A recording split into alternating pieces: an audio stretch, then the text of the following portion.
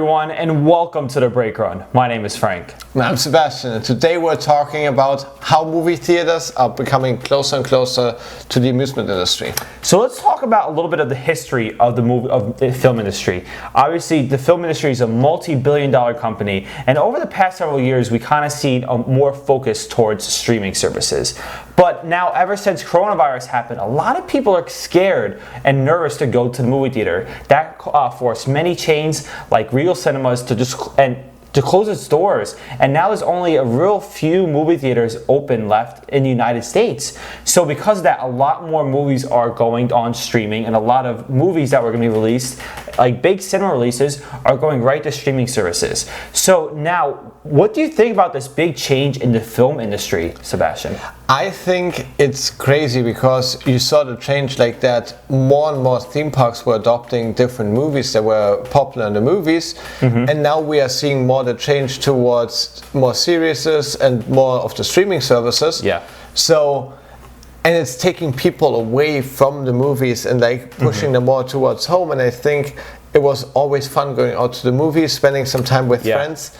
And now it's all being taken back home. So I think it's a total shift in our society, and it's super crazy. Yeah, I think there's definitely pros and cons of stuff going more on streaming services. So like a pro is you don't have to worry about not having a seat or someone annoying on their phone the whole time, or even now like maybe someone being sick nearby. So it's very nice to be at your home on your couch. You can pause it when you have to use the bathroom. You can make your own popcorn at home. It's going to be cheaper if you have a big family or going out with friends.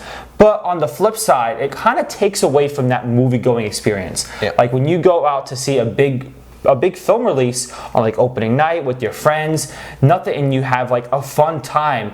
You can't mimic that experience when you're sitting at your house on your couch. And you also have to see you don't have the big screen. Like if you're going into the movie theaters, the screens were always getting bigger, and when you're sitting there, you really feel like you're part in the movies. And at home, some people are watching it on their small smartphone. Yeah, it's not the same experience. Yeah, and I think it also kind of depends on if you've grown up going to movies or not. Because I know when Kevin and I always talk about this, I always grew up going to Regal cinemas and going to the movies all the time. Yeah. Sometimes I would go to the movies almost once a week. So going to the movie theater is so important to me, as opposed to someone like Kevin, where they only really go out a few times a year. If they kind of lose that movie-going experience, it's not really the end of the world. Yeah. So now we have some more news that is kind of recent, that HBO Max is now going to stream all of Warner Brother movies right on there. So again, that's a big blow to the film industry, and especially going to the movie theaters. So what also do you think about an experience like the drive-in, Sebastian?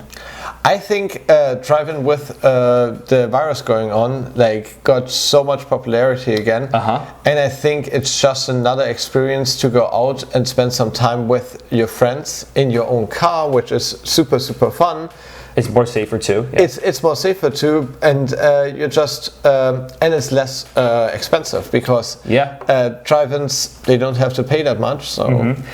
And for us personally, we recently saw the new Wonder Woman 1984 film at our local drive-in for $4 a piece, and it was empty, and it kind of brought back that movie-going experience. So I've always loved also going to the drive-in. I'm kind of glad to see they're still getting in popularity as well. But now the question is, how does this all relate to the theme park industry? And I think there's a way how, because now that we're seeing less movie theaters come up, I think one way movie theaters can survive is to kind of adapt into the theme park industry. So like, for example, instead of being just a standalone movie theater, maybe make it more like a FEC experience, where you go to them, like you have a combo ticket where you get a free movie theater, like maybe free popcorn, but also a free go-kart ride at the go-kart track right there, and maybe some free mini golf, and kind of bundle it into a day experience as opposed to just the movie theater. Yeah, and also going off of that, making like kind of a center where everybody can come together to have some nice meals, like kind of like dinner too, like City Walk or Disney Springs, where everybody comes in just to have dinner, or just to go to the movies, or just to walk around and meet friends. And it becomes more popular again, and I think in a kind of way in FEC would bring that back to the people. And on top of that, I'm not sure if you saw the concept art. It was like way back when Corona first hit. They were releasing what was it, outdoor cinema with like little bumper boats that were going into place, and like it's just an elevated drive-in experience, which I think people would also get more creative with. Yeah, and so again, I think the biggest question is, are movie theaters going to survive or not? And I think eventually they will, and I think that's the reason how they could, because I think people, no matter what happens after coronavirus, and even if everything is all streaming, people are still going to want to go out and have that movie going experience. How that will work out, I don't know, but I definitely see that in some type of way, having movie theaters survive. And I think a new great example of kind of what we were just talking about is the new Deezerland park in Orlando, which kind of just opened up. They took the old Argonne Mall, and they still have the Cinemark movie theater, but they added go-kart tracks, they added like a car museum, they added an arcade, so they kind of make it into what we were just talking about, like a full experience. So it's too early to kind of tell if that's going to work or not, but I think if proven successful, we could see that in other areas throughout the country. Yeah.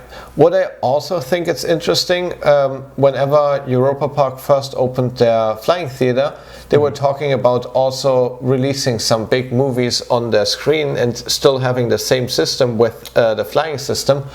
And to kind of tie that into our topic, I think what amusement parks can also do is bounce off of that and open a small section of their park where they have the movie theater and some of the restaurants open after park closing to gain some extra revenue, especially if you're in a bigger metropolitan area as a theme park. Yeah, and we kind of seen something similar this past summer where, for example, SeaWorld Orlando, what they did on like the weekend nights was after the park closed, after the fireworks, they just had a screen in their parking lot where you could pay an additional fee and just watch a movie. So it was kind of crazy that you could watch a Universal or Disney movie at SeaWorld on the weekends. So I think, and then we could see even theme parks renting out space in their parking lot, because that's not really a high cost, but it could have a high return on investment.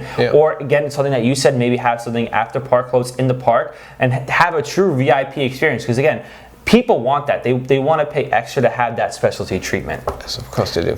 So what else do you have? Any other thoughts, Sebastian?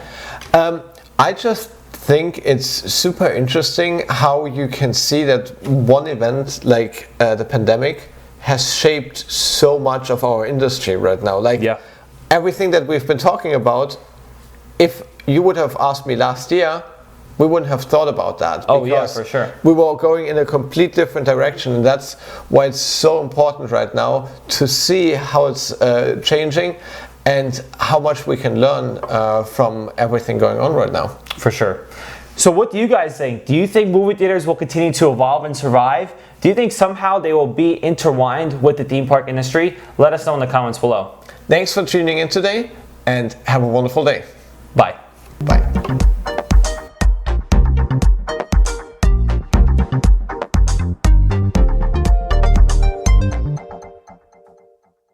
Now that we kind of stretch.